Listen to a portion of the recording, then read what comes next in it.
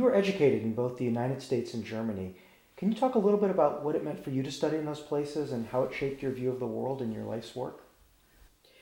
It's a great privilege and honor to participate in the SIT Study Abroad program because in many ways I did this kind of a study abroad only in reverse. I came from Africa and landed in Atchison, Kansas in the United States of America at a time when I was young and I was being molded and I was plunged, completely immersed in a new culture, in a new land, amongst people who spoke a different language.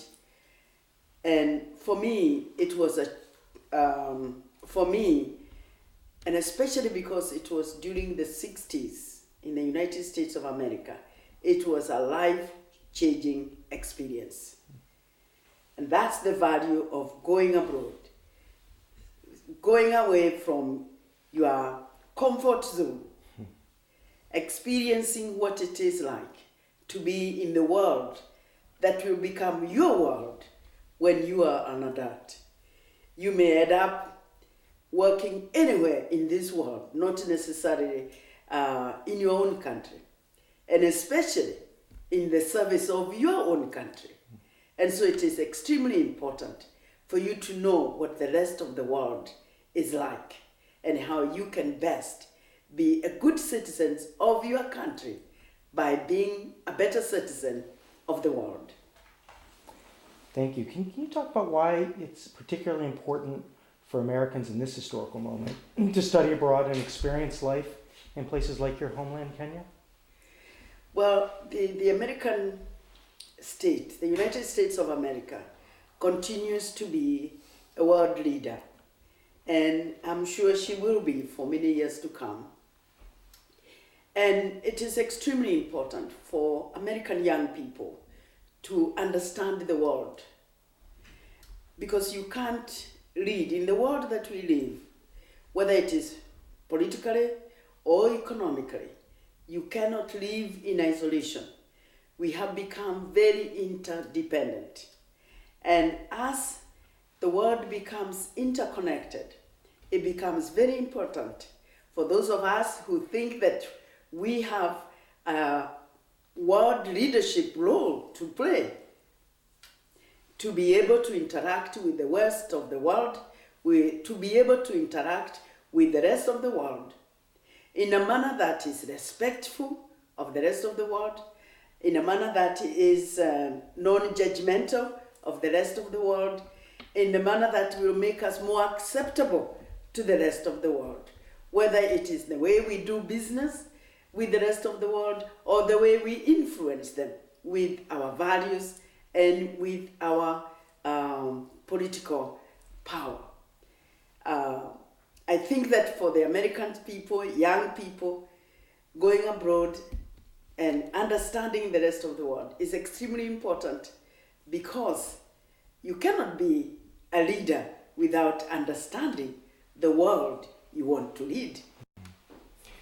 Over the years, you've been very kind to SIT and very, very generous to both SIT and to our students. Can you talk a little bit about what it is about our model of education that you find so attractive and impactful?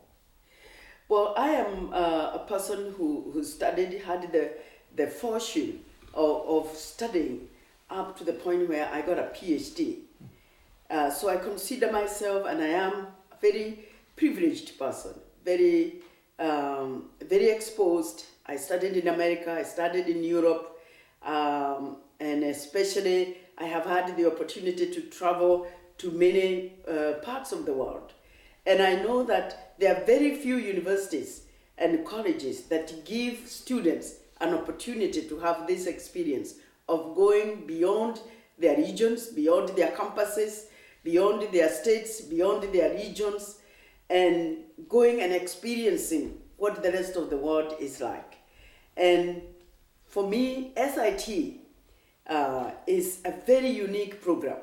And I have met some of my fellow board members in SIT, like Mary Davidson. She is a person who, she tells me, had this experience when she was a young person in Italy, and she tells me it transformed her completely.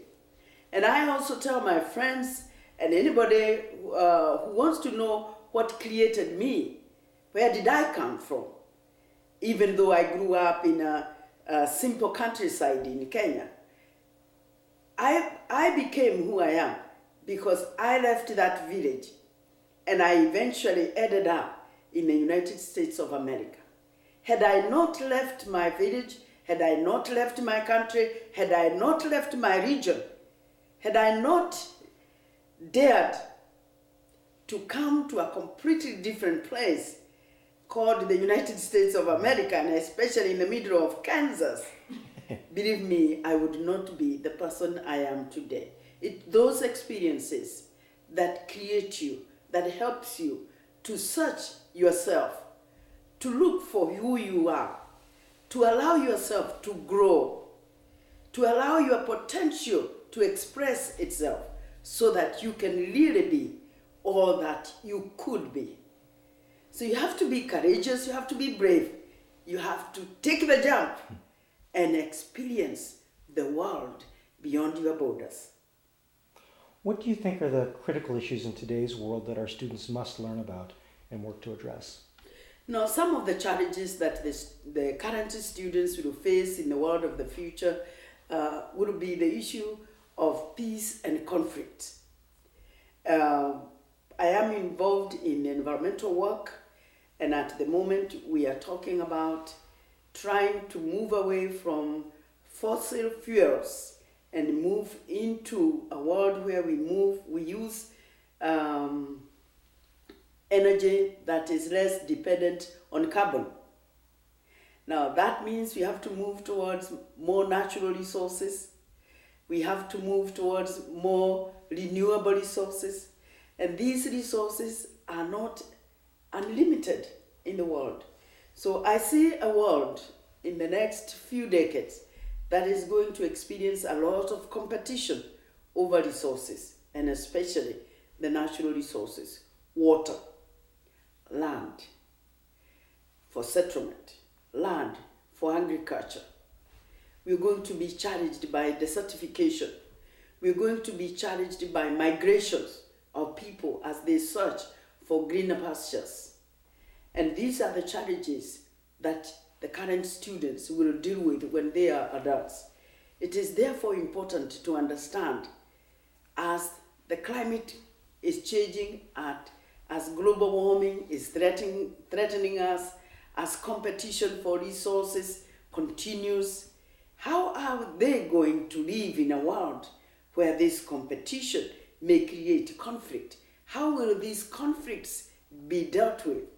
How will the leaders of tomorrow, the countries that will be leading us tomorrow, how will they deal with these issues? So therefore it is important to understand what is happening in Antarctica. It is important to understand what is happening in Africa, what is happening in Asia, what is happening in small villages in Nepal. Not just what is happening around the environments that you are very comfortable with, because that's not where the conflict will be.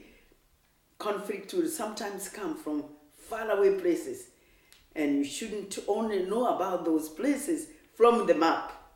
You need to experience, you need to smell, you need to see those people, you need to touch them, you need to learn their languages, you need to know what their values are, you need to know what makes them tick, so that you can interact them as leaders tomorrow.